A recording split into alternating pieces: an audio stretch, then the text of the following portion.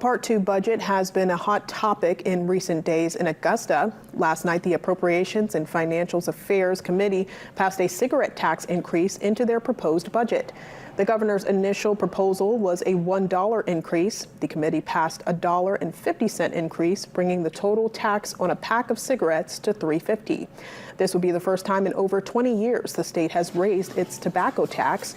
It would also have a corresponding tax increase for other tobacco products. Public health advocates support the increase as they say it will decrease the use of tobacco, particularly with young Mainers. Republican leadership say that the budget as is will receive no Republican votes, and the tax is an attack on poor people.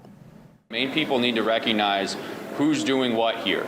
And the reality is Democrats are spending more of your money on their pet projects and are now going to be taxing you more.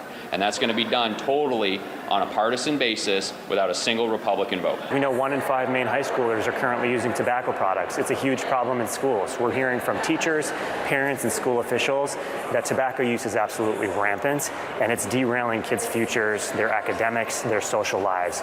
And so this is an important step. It's also long overdue. The budget proposal remains in committee after discussion. There, it will move to the House floor for the first round of voting.